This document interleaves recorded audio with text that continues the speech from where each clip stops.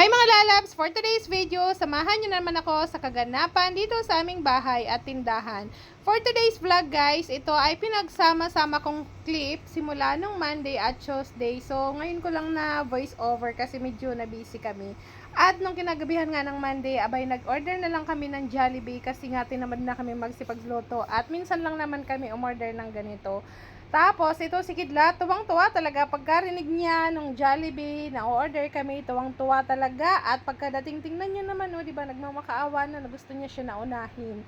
So, favorite guys ni Kidlat ang Jollibee. Pag narinig niya na yung term na Jollibee, Chingkim, Jambi, ay Diyos mio, tuwang-tuwa yan. At pagkatapos nga nun, kinaumagahan, ito na, ay Diyos ko, ang init-init sa tindahan, diba? Martes na nga ito at grabe talaga yung init ngayon, no? Kaya kayo naman ay ugaliin nyo uminom ng maraming tubig. Maya-maya uminom talaga kayo ng tubig para iwas dehydration ba, ganon.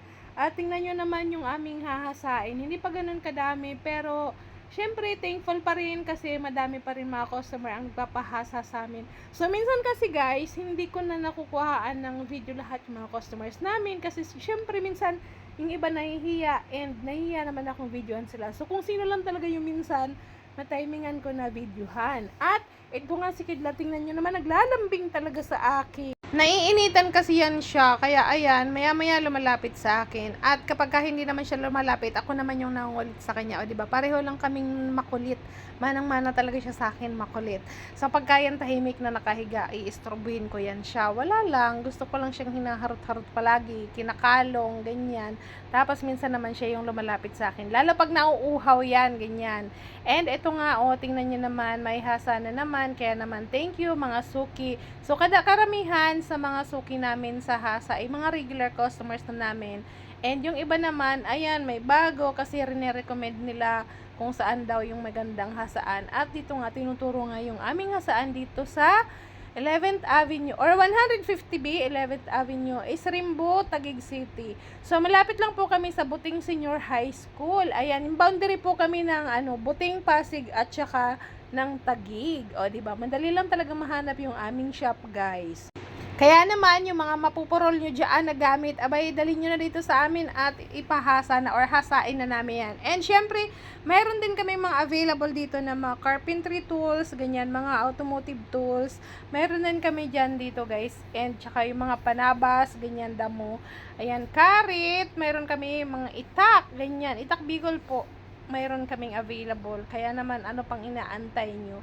Visit nyo na kami dito para mas makita nyo pa yung aming mga produkto. So, hindi lang naman talaga guys hasa. Marami kaming mga paninda dito. Kaya i-visit nyo na yung aming shop.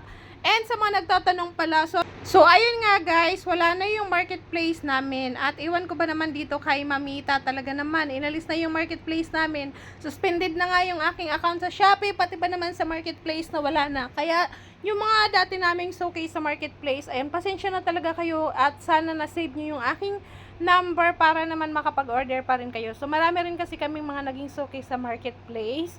At so ayun nga mga lalabs, yung namin, orange app namin ay suspended po. Kaya hindi talaga kami makapagbenta doon. Kaya pagpasensyahan nyo na. So for now, sa mga nag-order sa amin doon sa business page namin na to, ni Indian Ambassador Hardware Shop, ayan, nag-ship po kami via LBC at saka JNT. Ayan. And ang kadalasan po pagka outside NCR ay payment first po kami. Kasi alam nyo na, iwas tayo sa mga modus-modus na yan. Kaya pagpasensyahan nyo na ha.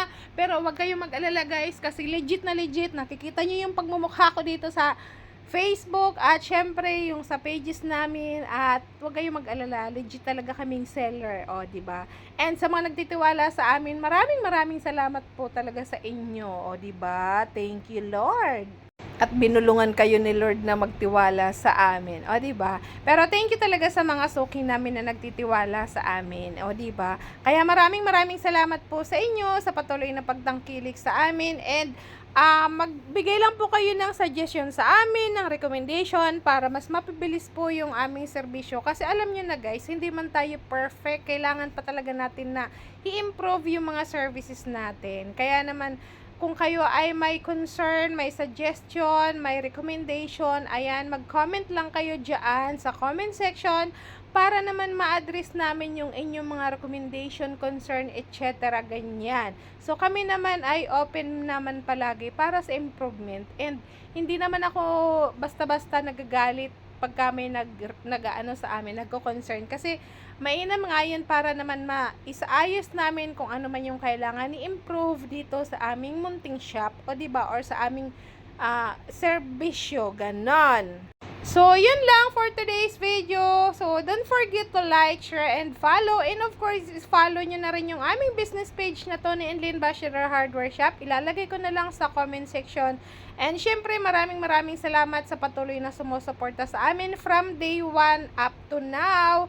Kahit nasa business namin, kahit ganito na yung vlog ko na haluan na ng business promotion, I thank you pa rin sa inyo. Sabi ko nga sa inyo, gamitin ko na lang tong aking social media accounts para naman ma-boost pa yung aming business.